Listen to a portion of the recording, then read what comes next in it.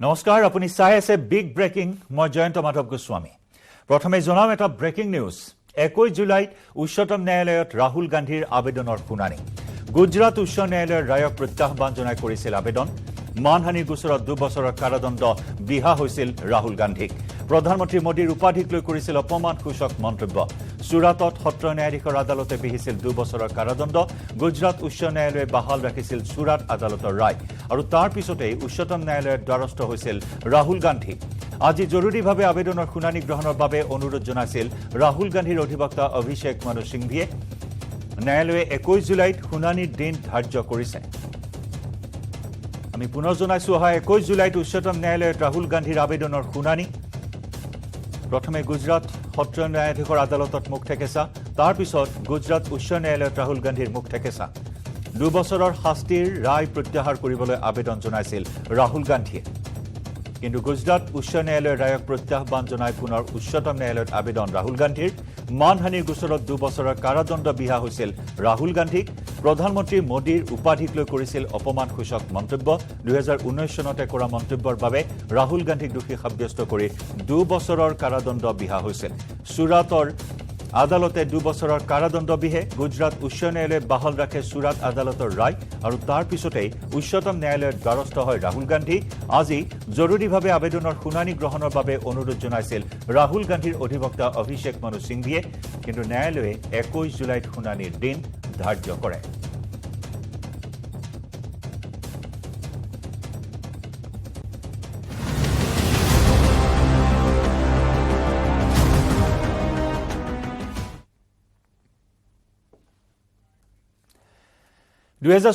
লোকসভা নিৰ্বাচনৰ ৰণকৌশলৰ অংশৰূপে আজি নতুন দিল্লীত অনুষ্ঠিত হ'ব এনডিএৰ গুৰুত্বপূৰ্ণ বৈঠক আৰু এই বৈঠকত উপস্থিত থাকিব এনডিএৰ অংশীদাৰ আৰু সহযোগী 38টাকৈ ৰাজনৈতিক দল এই গুৰুত্বপূৰ্ণ বৈঠকৰ সভাপতিত্ব কৰিব বিজেপিৰ ৰাষ্ট্ৰীয় সভাপতি জেপি নাড্ডা আৰু প্ৰধানমন্ত্ৰী নৰেন্দ্ৰ মোদীয়ে বৈঠকলৈ আন কেইবাটাও ৰাজনৈতিক দলক আমন্ত্ৰণ জনোৱা হৈছে দিল্লীৰ অশোকা হোটেলত অনুষ্ঠিত হ'বলগীয়া এই বৈঠকলৈ আমন্ত্ৰণ জনোৱা হৈছে কেইবাটাও ৰাজনৈতিক দলক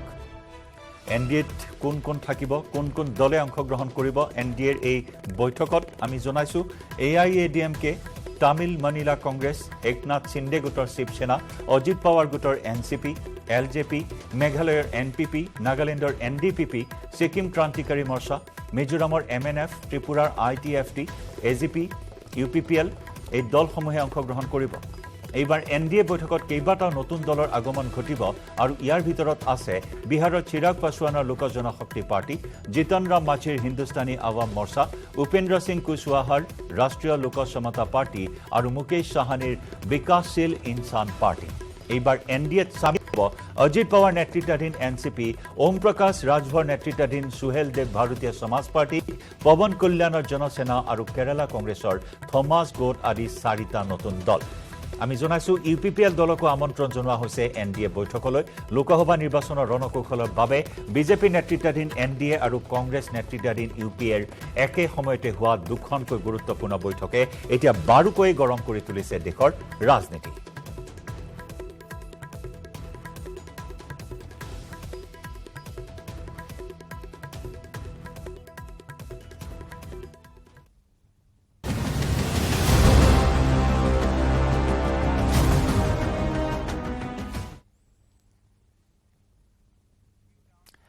আৰু ইফালে দক্ষিণত কুচকাৱাজ অব্যাহত ৰাখিছে বিৰোধী ঐক্যমঞ্চই 24 নিৰ্বাচনক লৈ অধিক তৎপৰ হৈছে বিৰোধী শক্তি বিজেপি চৰকাৰক উফৰাবৰ বাবে বেংগালুৰুত একত্ৰিত হৈছে বিৰোধীৰ 26টাকৈ ৰাজনৈতিক দল শেহতীয়াকৈ অৰবিন্দ কেজৰিৱাল নেতৃত্বাধীন আম আদমি পাৰ্টি দলেও বিৰোধী শিবিৰত যোগ দিয়াত অধিক উৎসাহিত হৈছে বিৰোধী ঐক্য সোমবাৰে কৰ্ণাটকৰ মুখ্যমন্ত্ৰী সিদ্ধৰামায়াই আয়োজন কৰা নৈশ ভোজত 40ৰো অধিক নেতাই অংশগ্ৰহণ কৰে সোনিয়া গান্ধী ৰাহুল গান্ধীৰ লগতে কংগ্ৰেছৰ সভাপতি মল্লিকাৰ্জুন খাৰ্গে পশ্চিমবংগৰ মুখ্যমন্ত্ৰী মমতা বেনাৰ্জী দিল্লীৰ মুখ্যমন্ত্ৰী অৰবিন্দ কেজৰিৱাল পঞ্জাবৰ মুখ্যমন্ত্ৰী ভগৱন্ত মান তামিলনাডুৰ মুখ্যমন্ত্ৰী এম কে ষ্টেলিন ঝাৰখণ্ডৰ মুখ্যমন্ত্ৰী তথা জেএমএম দলৰ নেতা হেমন্ত সোৰেন মহাৰাষ্ট্ৰৰ প্ৰাক্তন মুখ্যমন্ত্ৰী তথা শিৱসেনাৰ ইউবিটি গোটৰ নেতা উদ্ধৱ ঠাকৰে, নেশ্যনেল কনফাৰেন্সৰ নেতা তথা জম্মু আৰু কাশ্মীৰৰ প্ৰাক্তন মুখ্যমন্ত্ৰী উমৰ আব্দুল্লা, পিডিপি মুৰব্বী তথা জম্মু আৰু কাশ্মীৰৰ প্ৰাক্তন মুখ্যমন্ত্ৰী মেহবুবা মুফতি, আৰজেডিৰ মুৰব্বী তথা বিহাৰৰ প্ৰাক্তন মুখ্যমন্ত্ৰী লালু প্ৰসাদ যাদৱ, সমাজবাদী পাৰ্টীৰ নেতা তথা উত্তৰ প্ৰদেশৰ প্ৰাক্তন মুখ্যমন্ত্ৰী অখিলেশ যাদৱ, CPIMৰ নেতা সীতাৰাম ইয়েচুৰীকে ধৰি প্ৰায় 40 জনকৈ নেতাই।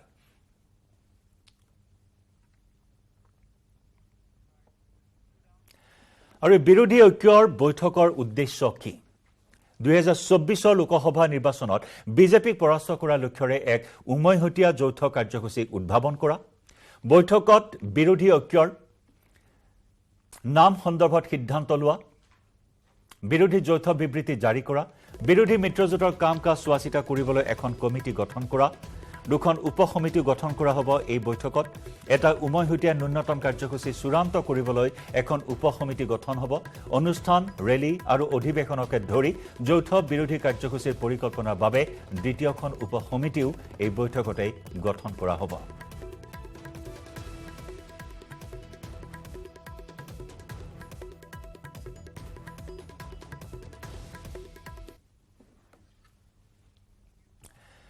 আৰু 2024 এতিয়া 38 ভাৰ্চেছ 26। দেশৰ উত্তৰ আৰু দক্ষিণত এতিয়া বলিছে ৰাজনীতিৰ গৰম বতাহ। এফালে 38ৰ জোৰ আৰু আনফালে 26ৰ বল। এফালে NDA আৰু আনফালে কংগ্ৰেছৰ নেতৃত্বত বিৰোধীৰ ৰণচালি। দিল্লীত NDA 38 দলক আমন্ত্ৰণ জনাইছে। NDA 38টা ৰাজনৈতিক দলৰ সৈতে আয়োজন কৰিছে মহাবৈঠকৰ আৰু আনহাতে কংগ্ৰেছৰ নেতৃত্বত কৰ্ণাটকৰ বেংগালুৰুত বিৰোধী ঐক্য গঠনৰ বাবে মিলিত হৈছে 26টা দল। NDAলৈ পুনৰ উভতি অহাৰ মন মেলিছে পূৰ্বৰ মিত্ৰ লোক জনশক্তি পাৰ্টি আৰু আকালি দল। এইবাৰ NDAৰ শক্তি বৃদ্ধি কৰিব মহাৰাষ্ট্ৰৰ একনাথ সিন্দে আৰু অজিত পাৱাৰেও। শিৱসেনা আৰু NCPক বিভক্ত কৰি 2 নেতাই কাষ চাপিছে NDAৰ। আন কেইবাটাও দলে NDAৰ লগ লগাৰ সম্ভাৱনা আছে। ইপিনে বিৰোধী ঐক্যক নতুন প্ৰাণ শক্তি দিছে অৰবিন্দ কেজৰিৱালে। শেষ মুহূৰ্তত আম আদমী পাৰ্টীয়ে বিৰোধী শিবিৰত যোগ দিয়াত উৎসাহিত হৈছে বিৰোধী ঐক্য। বিৰোধীৰ শেহতীয়া গতিবিধি দেখি অধিক তৎপৰ হৈছে বিজেপি। সেয়ে এইবাৰ পুনৰ NDAৰ বেনাৰত 24 নিৰ্বাচনী বৈতৰণি পাৰ হোৱাৰ পৰিকল্পনা কৰিছে গেৰুৱা বাহিনীয়ে।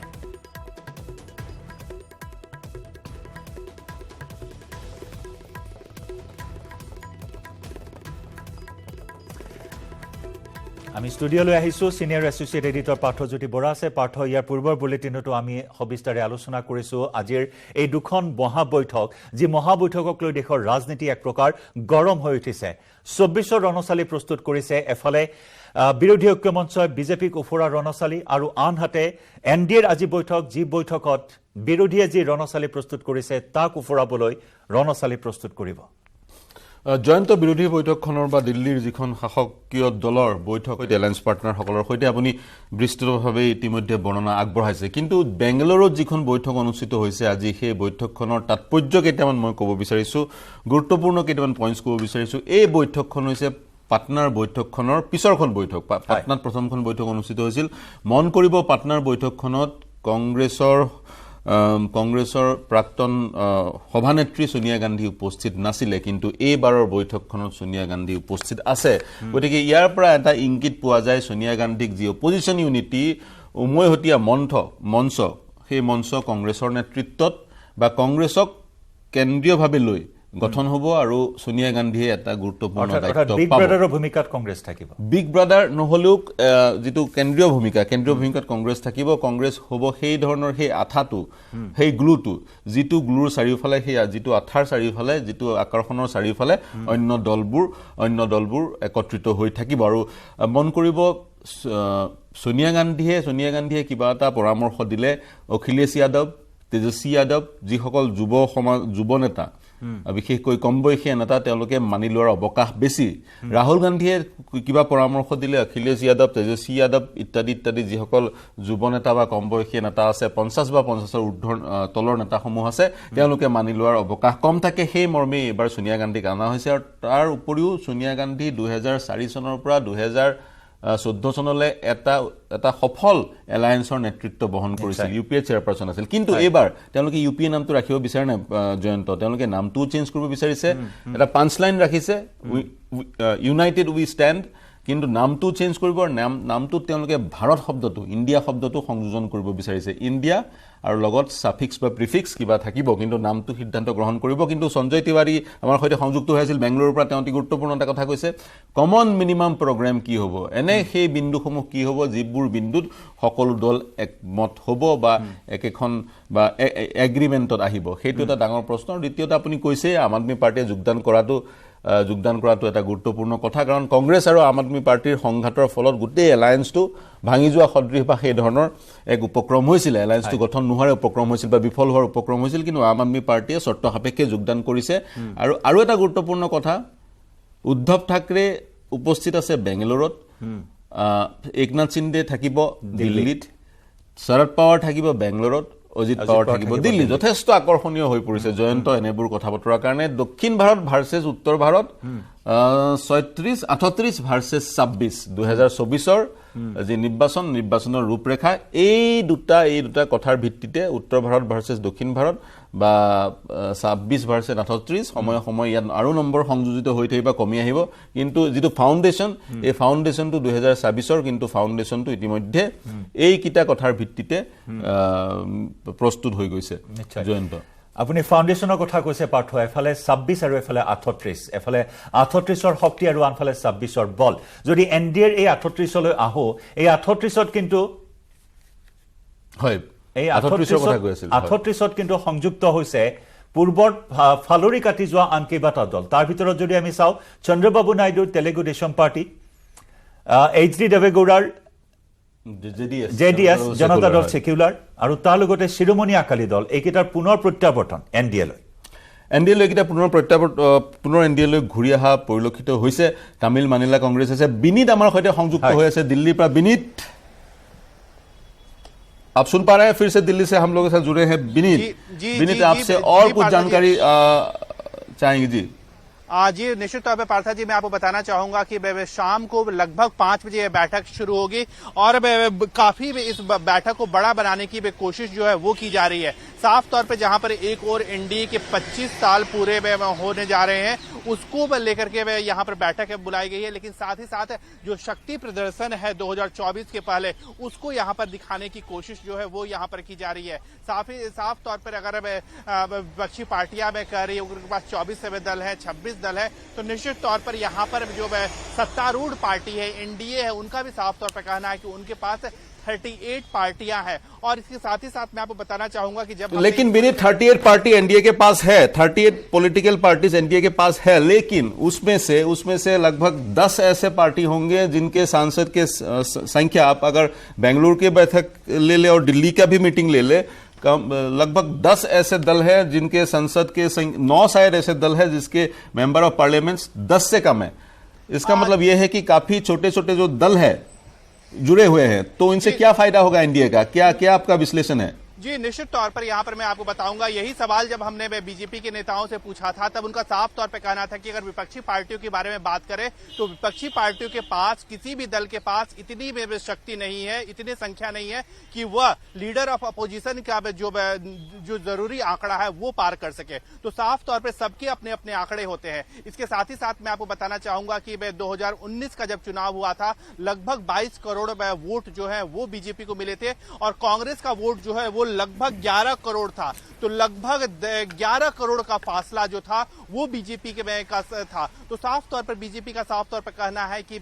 जो अगर हम आंकड़ों के बारे में बात करें तो जितने आंकड़े बीजेपी के हैं उतने आंकड़े किसी के पास भी नहीं है इवन में जो लीडर ऑफ अपोजिशन के लिए जो जरूरी आंकड़ा होता है न 2014 में कांग्रेस के पास था न 2019 में कांग्रेस के पास था तो साफ तौर पर बीजेपी का कहना है कि वो बड़ी पार्टी है लेकिन एक बात यहाँ पर बीजेपी और भी कहती है कि 2014 में भी बीजेपी अपने दम पर सरकार बना सकती थी लेकिन उन्होंने छोटे दलों का समर्थन लिया उन्हें सरकार में शामिल करवाया वहीं पर 2019 में तो 300 से ज्यादा आंकड़ा आ गया था बावजूद इसके उन्होंने छोटे दलों का सम्मान किया और उन्हें सरकार में शामिल किया तो यहाँ पर उनका साफ तौर पर कहना है कि दल सरकार में शामिल किया एक सवाल जी विनीत एक सवाल आपसे और एक जानकारी चाहेंगे काफी सारे दल बीजेपी से जुड़ रहे हैं 2024 से पहले, और चुनाव के लिए लगभग 10-11 महीना बाकी है। तो मिनिस्ट्री रिशफल का कोई संभावना है? क्योंकि जो नए दल जुड़ रहे हैं उनके भी कुछ सदस्य को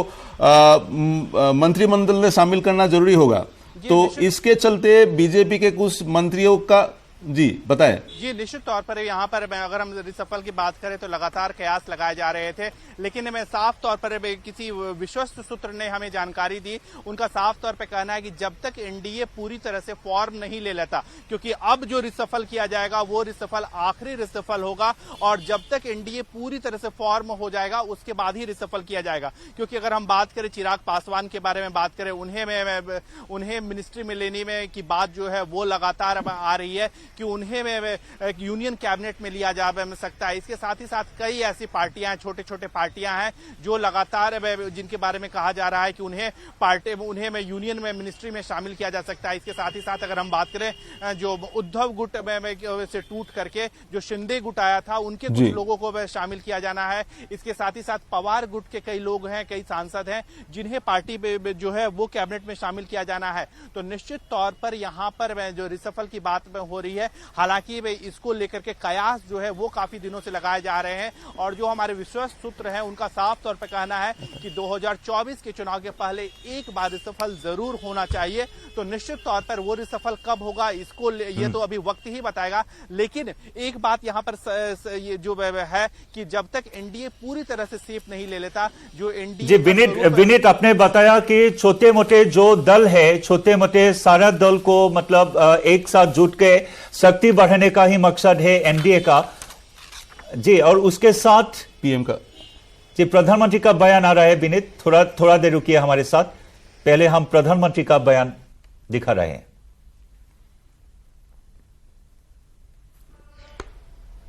अपने कुशासन पर पर्दा डालना और अपने भ्रष्टाचार के विरुद्ध कार्रवाई को रोकना। अब देखिए, ये जो जमात इकट्ठी हुए हैं ना, उनके कुनबे में बड़े से बड़े घोटालों पर, अपराधों पर इनकी जुबान बंद हो जाती है। जब किसी एक राज्य में इनके कुशासन की पोल खुलती है तो दूसरे राज्यों के ये लोग फौरन उसके बचाव में तर्क देने लगते हैं। कहीं बाढ़ घोटाला होता है, किसी का अपहरण होता है, तो कुनबे के सारे लोग सबसे पहले चुप हो जाते हैं। आपने देखा है कि कुछ दिन पहले ही पश्चिम बंगाल में पंचायत चुनाव हुए, वहां सरेआम हिंसा हुई, लगातार खून खराबा हो रहा है। इस पर भी इन सब की बोलती बंद है। कांग्रेस के, लेफ्ट के अपने कार्यकर्ता वहां खुद को बचाने की गुहार लगा रहे हैं, लेकिन कांग्रेस और लेफ्ट के नेताओं ने अपने स्वार्थ में अपने कार्यकर्ताओं को भी मरने के लिए छोड़ दिया है। राजस्थान में बेटियों से अत्याचार हो या परीक्षाओं के पेपर लीक हो रहे हो, इन्हें कुछ दिखाई नहीं देता। परिवर्तन की बातें करके जनता से विश्वासघात करने वाले जब करोड़ों का शराब घोटाला करते हैं तो ये कुनबा फिर उन्हें कवर देने लग जाता है। इनका कट्टर भ्रष्टाचार उन्हें तब दिखाई देना बंद हो जाता है जब देश की कोई एजेंसी इन पर कार्रवाई करती है तो उनका टैप रिकॉर्डर शुरू हो जाता है, कुछ हुआ ही नहीं, सब साजिश है, हमें फंसाया जा रहा है। आप तमिलनाडु में देखिए, भ्रष्टाचार के घोटाले के अनेक मामले सामने आ रहे हैं, लेकिन इनके कुनबे के सारे दलों ने पहले ही सबको क्लीन चिट दे दी है। इसलिए इन लोगों को पहचाने रहिए साथियों, उनको जान लीजिए। इन लोगों से सतर्क रहिए भाई बहनों। साथियों, इन लोगों की साजिशों के बीच हमें देश के विकास के लिए खुद को समर्पित रखना है। आज दुनिया में अनेक उदाहरण हैं जहां द्वीपों ने और समुद्र किनारे बसे छोटे देशों ने अभूतपूर्व प्रगति की है। जब उन्होंने प्रगति का रास्ता चुना तो उनके सामने भी चुनौतियां थी। सब कुछ सरल नहीं था, लेकिन उन देशों ने दिखाया है जब विकास आता है तो हर प्रकार के समाधान लेकर आता है। मुझे विश्वास है अंडमान निकोबार द्वीप समूह में हो रहे विकास के काम इस पूरे क्षेत्र को और सशक्त करेंगे। कनेक्टिविटी की ये नई सुविधा वीर सावरकर इंटरनेशनल एयरपोर्ट का नया टर्मिनल्स सबके लिए लाभकारी हो, इसी कामना के साथ वीडियो कॉन्फ्रेंस के इस कार्यक्रम में भी इतनी बड़ी तादाद में आप लोग आए। आपकी खुशी में यहां से अनुभव कर रहा हूं, आपका उत्साह में अनुभव कर रहा हूं। ऐसे मौके पर एक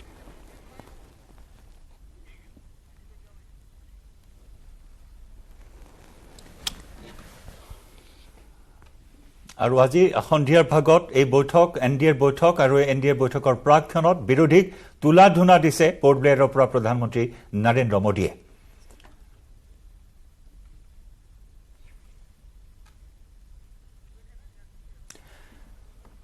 पाठ पुनः আহিছো আপোনাৰ কাখলৈ और विनीत আছে আমাৰ সৈতে दिल्ली পৰা। जी विनीत, फिर से हम आपसे जानना चाहेंगे, जो आपने बताया था कि वो छोटे मोटे जो दल है सारे दलों को एक साथ जुट के जो शक्ति बढ़ाने का मकसद है एनडीए का, उस शक्ति में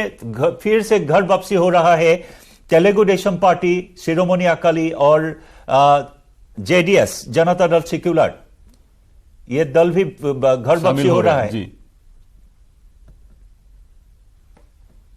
बात करें या फिर वह जेडीएस के बारे में बात करें तो अभी इसको लेकर के अभी कहना थोड़ी सी जल्दबाजी होगी, लेकिन मैं एक बड़ी बात यहां पर यह है कि एनडीए जो है वो अपना कुनबा जो है वो लगातार बढ़ाता जा रहा है। एक और बड़ी बात यहां पर मैं आपको बताना चाहूंगा कि कल जब हमने जेपी नड्डा से यह सवाल पूछा था कि कई लोग आपको छोड़ के चले गए, अब फिर वो वापस आ रहे हैं, तो उनका साफ तौर पे कहना था कि जो एनडीए है, एनडीए में कोई भी अगर मोदी जी के नेतृत्व और विकास की जो एजेंडे को आगे बढ़ाता है उसका हमेशा से स्वागत है और वो खुले मन से उनका समर्थन करेंगे। एक और बड़ी बात यहाँ पर मैं आपको बताना चाहूंगा कि जब हमने कहा था कि कई लोग छोड़ के जा रहे थे फिर वो वापस आ रहे, तो उनका साफ तौर पे कहना था कि एनडीए में बीजेपी किसी को नहीं छोड़ती, बल्कि कुछ लोग जो हैं वो वहां से वापस चले जाते हैं और उनकी वापसी जो है वो यहाँ पर हो जाती है। एक और महत्वपूर्ण बात यहाँ पर मैं आपको बताना चाहूंगा कि अगर हम सीटों के लिहाज से बात करें तो कुछ राज्य जो है वो काफी महत्वपूर्ण हो जाते हैं। अगर हम बात करें उत्तर प्रदेश के बारे में बात करें तो 40 सीट जो है वो उत्तर प्रदेश, माफ कीजिएगा 80 सीट जो है वो उत्तर प्रदेश से आती है। बीजेपी के लिए काफी महत्वपूर्ण है उत्तर प्रदेश, तो वहां पर बीजेपी में जो है वो मिशन में, क्योंकि 2014 में भी जिस तरह का बीजेपी का प्रदर्शन था, वो जो बीजेपी अपने सहयोगियों के साथ 70+ में सीट लाई थी, तो वही प्रदर्शन जो है वो कुल मिला के विनीत, कुल मिला के उत्तर प्रदेश की अगर बात करें, उत्तर प्रदेश में अगर बीजेपी सफल हो जाती है अपने मिशन में तो हाफ जॉब डन, ऐसा आप कह सकते हैं। लेकिन प्रधानमंत्री का भी बयान आ गया है पोर्ट ब्लेयर से। प्रधानमंत्री ने भी काफी जम के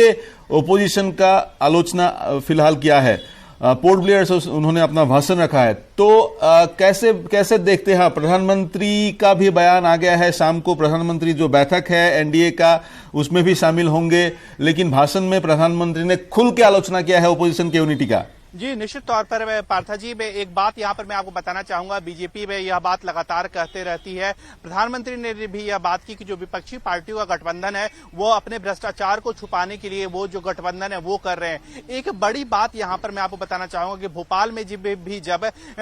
प्रधानमंत्री नरेंद्र मोदी एक रैली को संबोधित कर रहे थे, कार्यक्रम को संबोधित कर रहे थे, उस वक्त उनका साफ तौर पर कहना है कि जो 20 लाख करोड़ के भ्रष्टाचार को छुपाने के लिए विभिन्न विपक्षी पार्टियां जो है वो एक साथ में आ रही है। यही बात प्रधानमंत्री नरेंद्र मोदी अभी पोर्ट ब्लेयर में जो एयरपोर्ट का विस्तार हुआ है, Veer Savarkar airport international airport बना है, उसके वीडियो कॉन्फ्रेंसिंग के माध्यम से जब इनॉग्रेशन कर रहे थे, वही बात उन्होंने मैं साफ तौर पर कही कि कहीं न कहीं अपने भ्रष्टाचार को छुपाने के लिए इस तरह की बात जो है वो की जा रही है। उनसे साफ तौर पर कहा गया कि बंगाल में जब हिंसा हुई, कल मैंने जब एक्सक्लूसिव रविशंकर प्रसाद से बात की थी जो बंगाल गए थे, वे उनका साफ तौर पे कहना था कि जब बंगाल की जो हिंसा हुई उसमें न सिर्फ बीजेपी कार्यकर्ताओं की पिटाई हुई बल्कि लेफ्ट के कार्यकर्ताओं की भी पिटाई हुई, कांग्रेस के कार्यकर्ताओं की भी पिटाई हुई, लेकिन न तो लेफ्ट के नेताओं ने कुछ ममता सरकार के बारे में बोला, न कांग्रेस के नेताओं ने कुछ ममता सरकार के बारे में बोला। तो साफ तौर पर उनका साफ तौर पर कहना है कि कहीं न कहीं विपक्षी पार्टियां जो है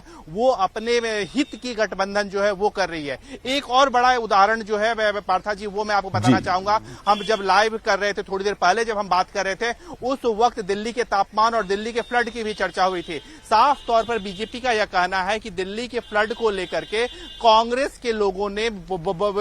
कोई भी आलोचना जो है वो अरविंद केजरीवाल सरकार की नहीं की, क्यों, जबकि दिल्ली जो है उनका कहना है, बीजेपी के लोगों का कहना है कि दिल्ली में जिस तरह का जल जमाव हुआ था या बाढ़ की स्थिति में आ गई थी, वह एक अभूतपूर्व स्थिति थी, लगभग पिछले 50 सालों में ऐसी स्थिति नहीं आई थी। लेकिन कांग्रेस की ओर से इसकी आलोचना नहीं की गई, बल्कि एक समझौता किया गया ऑर्डिनेंस के मुद्दे पर कि सत्ता के लिए बीजेपी का कहना है, सत्ता के लिए जी विनीत, बीजेपी का कहना है सत्ता के लिए जो ये ओपोजिशन पार्टीज है, सत्ता के लिए जो आम आदमी के प्रॉब्लम्स है, इन प्रॉब्लम्स को इग्नोर किया जा रहा है। हालांकि बाढ़ के बारे में, दिल्ली में जो बाढ़ की स्थिति थी उसके बारे में भी खुल के आलोचना कांग्रेस ने नहीं किया, और इसका कारण है केवल सिर्फ और सिर्फ सत्ता। जयंत, আমাৰ হাতত কিছু লাইভ ভিজুৱেলছ আহি আছে বেংগালুৰুৰ পৰা আমি লাইভ ভিজুৱেলছ কিছু সময় পূৰ্বে দেখিছিলো, কাৰণ আপুনি জনাইছিল যে 11 বজাত বৈঠক অনুষ্ঠিত হোৱাৰ কথা আছিল আৰু সকলো এই মুহূৰ্তত বিৰোধী দলৰ প্ৰতিনিধিসকল আহি উপস্থিত হৈছে এই বৈঠকত। আজি দ্বিতীয় দিনৰ বৈঠক যথেষ্ট তাৎপৰ্য বহন কৰিছে এই বৈঠকে। এই বৈঠকৰ লক্ষ্য উদ্দেশ্য কি সেই বিষয়ে আমি জনাইছো আমাৰ দৰ্শকসকলক। মমতা বেনাৰ্জী, অখিলেশ যাদৱ আমি দেখিবলৈ পাইছো, তেওঁলোক আহি উপস্থিত হৈছে ইতিমধ্যে, আৰু খন্তেক সময় পিছতে বৈঠকত মিলিত হ'ব বেংগালুৰুৰ এই বৈঠক, য'ত 26টাকৈ বিৰোধী দলৰ নেতৃত্ব এয়া হয় বেংগালুৰুৰ পৰা এই বৈঠকৰ লাইভ ভিজুৱেলছ সম্প্ৰচাৰ এই মুহূৰ্তত দেখুৱাইছো। 26টাকৈ বিৰোধী দলৰ নেতৃত্ব আহি উপস্থিত হৈছে আৰু ঐক্যবদ্ধ ঐক্য মঞ্চ গঠন আৰু শৰদ পাৱাৰ এই মুহূৰ্তত আমি পোনপটীয়া সম্প্ৰচাৰ দেখুৱাইছো। মহাৰাষ্ট্ৰৰ ষ্ট্ৰং মেন শৰদ পাৱাৰ আহি উপস্থিত হৈছে বেংগালুৰুৰ। আজি বিৰোধীৰ বৈঠকত শৰদ পাৱাৰে অংশগ্ৰহণ কৰাৰ কথা আমি জনাই আহিছো, আৰু এইখিনি মুহূৰ্তত শৰদ পাৱাৰ উপস্থিত হৈছে। শৰদ পাৱাৰক উষ্ম আদৰণি জনোৱা হৈছে। ডি কে শিৱকুমাৰে জনাইছে, শৰদ পাৱাৰ উষ্ম আদৰণি ডি কে শিৱকুমাৰে জনাইছে, উপ মুখ্যমন্ত্ৰী কৰ্ণাটকৰ। আৰু তেওঁৰ সন্মুখত দেখা পোৱা গৈছে, তেওঁৰ ছাইডত দেখা পোৱা গৈছে ডি ৰাজা, CPIৰ ডি ৰাজা, শৰদ পাৱাৰ আৰু অন্যান্য বিৰোধী দলৰ নেতাসকল। ডি শিৱকুমাৰ উপ মুখ্যমন্ত্ৰীক দেখা গৈছে, শৰদ পাৱাৰক আদৰণি জনোৱা হৈছে। যথেষ্ট তাৎপৰ্য বহন কৰিছে শৰদ পাৱাৰৰ উপস্থিতিয়ে, কাৰণ কালি যিখন নৈশভোজ আয়োজন হৈছিল, যিখন নৈশভোজত সোনিয়া গান্ধী উপস্থিত আছিলে, সেইখনত কিন্তু শৰদ পাৱাৰ উপস্থিত নাছিলে। লগতে জয়ন্ত এটা কথা কৈ থওঁ, অজিত পাৱাৰে যোৱা 4 দিনত তিনিবাৰ শৰদ পাৱাৰক সাক্ষাৎ কৰিছে। কেৱল অজিত পাৱাৰে নহয়, তেওঁৰ সহযোগীসকল, তেওঁৰ সংগীসকল, যিসকলে মন্ত্ৰিত্ব পাইছে, প্ৰফুল্ল পেটেলকে ধৰি ছগন ভুজবলকে ধৰি 9জনৰ অৰ্ধেক সংখ্যকে 4বাৰকৈ অজিত পাৱাৰৰ নেতৃত্বত 4 দিনত 3বাৰকৈ সাক্ষাৎ কৰিছে। এই সাক্ষাতে যথেষ্ট গুৰুত্ব লাভ কৰিছে, আৰু এই সাক্ষাতত কি আলোচনা হ'ল সেয়া গম পোৱা হোৱা নাই, কিন্তু শৰদ পাৱাৰে সকলোৰে কথা শুনিছে। বিজেপি বিব্ৰত হৈছে, বিজেপি বিব্ৰত হোৱা পৰিলক্ষিত হৈছে। প্ৰধানমন্ত্ৰী যি ধৰণৰ মন্তব্য আগবঢ়াইছে, বিজেপি বিব্ৰত হোৱা পৰিলক্ষিত হৈছে। ৰাতিপুৱা বিৰোধীৰ ঐক্যৰ বৈঠক, সন্ধিয়ালৈ বিজেপি ঐক্যৰ বৈঠক। অংকৰ ফালৰ পৰা, এৰিথমেটিকৰ ফালৰ পৰা কিন্তু বিজেপি এটা এডভান্টেজিয়াছ পজিশ্যনত এই মুহূৰ্তটো আছে। বিনীতে সুন্দৰকৈ বিশ্লেষণ কৰিছে।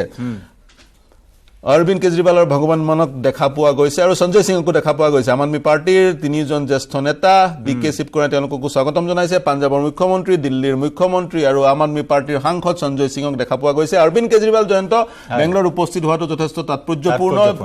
কংগ্ৰেছে যেতিয়াই ক'লে সেই অৰ্ডিনেন্সখনক বিৰুদ্ধ কৰিব যিখন অৰ্ডিনেন্সৰ যোগেদি দিল্লীৰ মুখ্যমন্ত্ৰী ক্ষমতা হ্ৰাস কৰা হৈছে তেতিয়াই কিন্তু অৰবিন্দ কেজৰিৱাল বিৰোধীৰ চৰ্ত সাপেক্ষে বিৰোধীৰ বৈঠকখনত উপস্থিত হোৱাত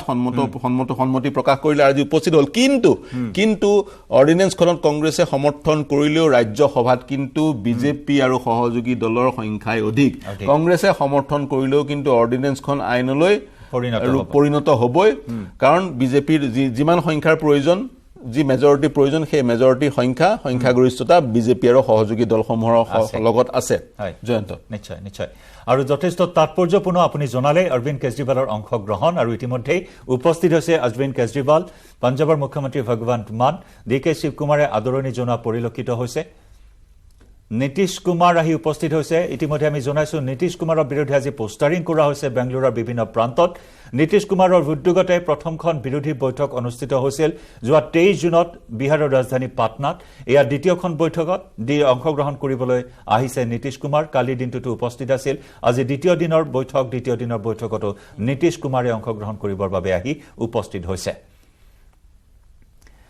আৰু এনেদৰে শাসক বিৰোধী যুদ্ধংদেহী গতিত নামিছে লোকসভা নিৰ্বাচনৰ পথাৰত আৰু প্ৰতিটো দলে ৰণকৌশল প্ৰস্তুত কৰিছে কেনেদৰে আগবাঢ়িব বিৰোধী ঐক্যমঞ্চই এই মুহূৰ্তত সংকিত কৰিছে বিজেপিক যাৰ বাবে প্ৰতিটো সৰু দলক একত্ৰিত কৰাৰ চেষ্টা চলাইছে বিজেপিয়ে কাৰণ মুখ ঠেকেচা খাইছে কৰ্ণাটকত বিজেপি সমান্তৰালকৈ হিমাচল প্ৰদেশত মুখ ঠেকেচা খাইছে বিজেপি ৰাষ্ট্ৰীয় অধ্যক্ষগৰাকী গৃহৰাজ্য হিমাচল প্ৰদেশ যাৰ বাবে ৰিস্ক ল'ব খোজা নাই সেইবাবে প্ৰতিটো সৰু দলক একত্ৰিত কৰাৰ চেষ্টা চলাইছে এনডিএ ৩৮টাকৈ ৰাজনৈতিক দলে অংশগ্ৰহণ কৰিব এনডিএৰ বৈঠকত বিজেপিৰ বেনাৰত পুনৰ দিল্লীৰ মসনদ দখলৰ কুচকাৱাজ চলাইছে আৰু আনফালে বিজেপিক প্ৰতিহত কৰিবলৈ মোদীক প্ৰতিহত কৰিবৰ বাবে এয়া বিৰোধীৰ ঐক্যমঞ্চ লালু প্ৰসাদ যাদৱ বিহাৰৰ প্ৰাক্তন মুখ্যমন্ত্ৰী লালু প্ৰসাদ যাদৱ আহি উপস্থিত হৈছে বৈঠকত হয় কিছু অসুস্থ লালু প্ৰসাদ যাদৱ উপস্থিত হৈছে তেওঁৰ আৰজেডিৰ আন সকল সংগীৰ সৈতে কিছু সময়ৰ পিছত তেওঁৰ পুত্ৰ তেজস্বী যাদৱ উপস্থিত হ'ব এখন বেটাৰী ৰিক্সাত তেওঁলোক আহি উপস্থিত হৈছে এই কনভয় গাড়ীত উপস্থিত হোৱা নাই খুব সম্ভৱ যিখন হোটেলত বৈঠকখন হৈছে হোটেলৰ সেই বেটাৰী ৰিক্সা সাৰ্ভিস বেটাৰী গাড়ী সাৰ্ভিস বেটাৰী কাৰ্ট সাৰ্ভিস পৰিলক্ষিত হৈছে লালু প্ৰসাদ যাদৱ উপস্থিত হ'ল ডিকে শিৱকুমাৰে তেওঁক স্বাগতম জনাইছে আৰএলডিৰ আৰজেডিৰ আন নেতা পুত্ৰ তেজস্বী যাদৱ লালু প্ৰসাদ যাদৱৰ সৈতে আছে বিহাৰৰ উপমুখ্যমন্ত্ৰী তেজস্বী যাদৱ লালু প্ৰসাদৰ পুত্ৰ পিতৃ দুয়ো উপস্থিত হৈছেগৈ বেংগলুৰু তাজ ৱেষ্ট এণ্ড হোটেলত কিছু সময়ৰ পিছতে বৈঠক অনুষ্ঠিত হ'ব জয়ন্ত নিশ্চয় কিছু সময় পিছতে বৈঠক অনুষ্ঠিত হ'ব আৰু যাৰ বাবে ২৬টাকৈ বিৰোধী দলৰ নেতৃত্ব উপস্থিত হৈছে আৰু ২৬ বিৰোধী দলৰ এই শক্তিয়ে এই মুহূৰ্তত প্ৰদৰ্শনৰ চেষ্টা চলোৱা হৈছে কিমান বল হ'ব ২৬ বিৰোধী দলৰ সেয়া নিশ্চয় লক্ষণীয় হ'ব বিশেষ সম্প্ৰচাৰ অব্যাহত ৰাখিম এনডিএৰ বৈঠকৰ খবৰ জনাই যাম তাৰ পূৰ্বে লৈছো এটা বাণিজ্যিক বিৰতি